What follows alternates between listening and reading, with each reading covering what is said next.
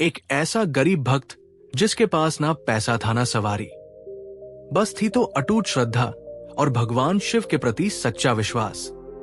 उस सच्चे विश्वास व भक्ति ने केदारनाथ में अदृश्य रूप में विराजमान भगवान शिव को साक्षात प्रकट होने पर मजबूर कर दिया। आज हम आपको सुनाने जा रहे हैं केदारनाथ धाम में घटी एक ऐसी सच्ची घटना जिसने साबित कर दिया कि जब सच्चा भक्त पुकारता है तो खुद महादेव प्रकट हो जाते हैं।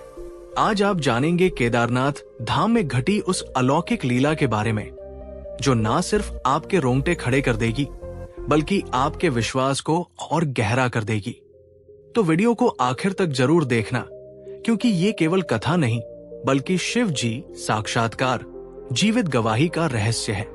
ऐसा माना जाता है कि इस पवित्र कथा को श्रद्धा और विश्वास के साथ सुनने से भगवान शिव हर इच्छा को पूर्ण करते हैं। इसे अपने अपनों के साथ इसे साझा करें और कमेंट में पूरे भक्ति भाव से लिखें हर हर महादेव।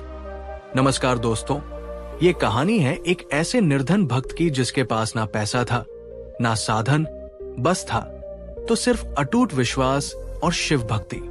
वो दौर था जब देश में ना बस की सुविधा थी ना ट्रेन का सहारा।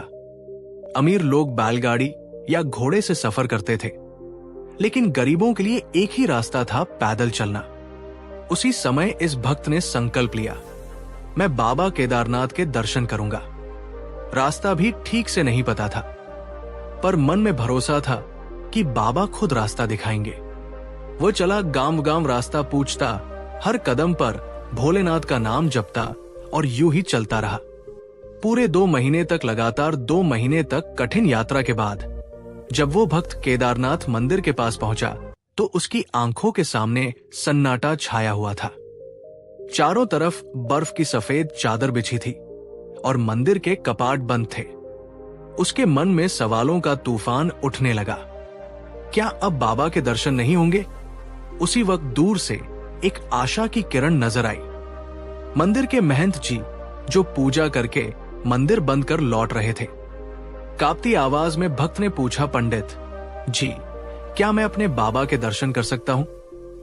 लेकिन जो जवाब मिला उसने उसकी रूह तक हिला दी। महंत जी ने कहा, बेटा, मंदिर के कपाट अब 6 महीने के लिए बंद हो चुके हैं। अब आप सोच रहे होंगे आखिर मंदिर के कपाट इतने लंबे समय तक क्यों बंद रहते हैं? तो जान लीजिए, केदारनाथ ज्योतिर्लिंग मंदिर साल भर में केवल 6 महीने ही खुलता है। हर साल दिवाली के बाद भाई दूज के दिन मंदिर के पट बंद कर दिए जाते हैं, क्योंकि नवंबर से लेकर अप्रैल तक यहाँ इतनी बर्फ गिरती है कि पूरा धाम बर्फ की चादर में समा जाता है। रास्ते बंद हो जाते हैं और वहां तक पहुंचना नामुमकिन हो जाता है। फिर अप्रैल में अक्षय तृतीया के शुभ दिन बाबा केदारनाथ एक बार फिर अपने भक्तों को दर्शन देते हैं। लेकिन जब ये सब बातें उस भोले भक्त ने सुनी तो उसका दिल टूट गया, गला रुंध गया और आंखों से आंसुओं की धार बह निकली। कुछ देर तक तो वो भोला भक्त बिल्कुल स्तब्ध खड़ा रहा, गला रुंध गया था, आवाज तक नहीं निकल पा रही थी। फिर अचानक रोते हुए टूटे स्वर में बोला, पंडित जी, मैं 2 महीने तक पैदल चलता हुआ सैकड़ों किलोमीटर दूर से आया हूं। मैं बहुत गरीब हूं, ठंड में ना रहने का ठिकाना है ना खाने का कोई सहारा। बस एक बार मेरे भोले बाबा के दर्शन करा दीजिए।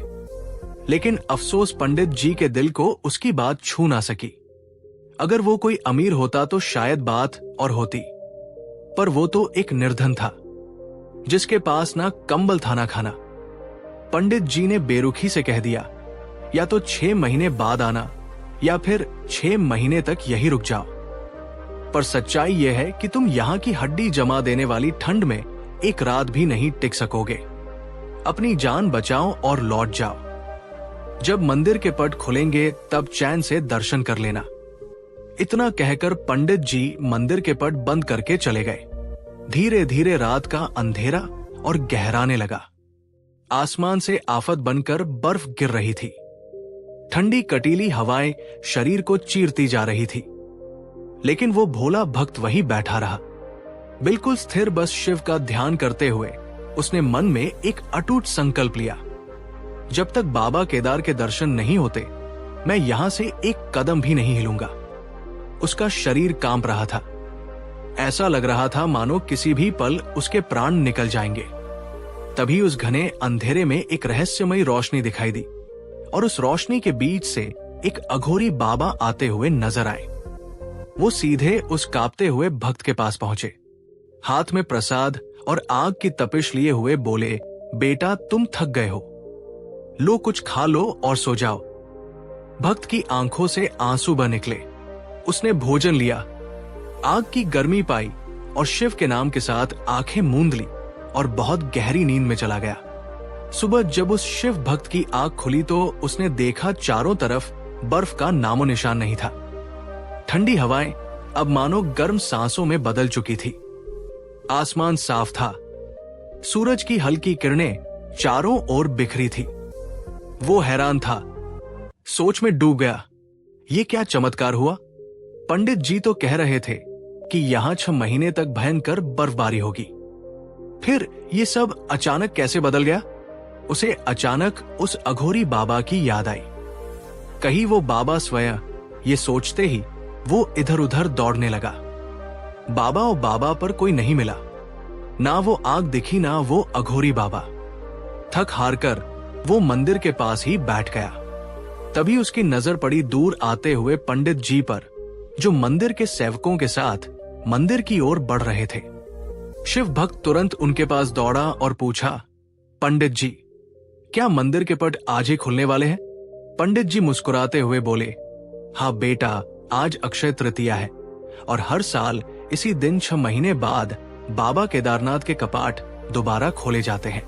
पंडित जी अब तक उस शिव भक्त को ठीक से पहचान नहीं पाए थे, पर जब उस भक्त ने कहा, महाराज आपने तो कल ही पट बंद किए थे और कहा था कि अब मंदिर 6 महीने बाद खुलेगा, तो फिर ये 6 महीने एक रात में कैसे बीत गए?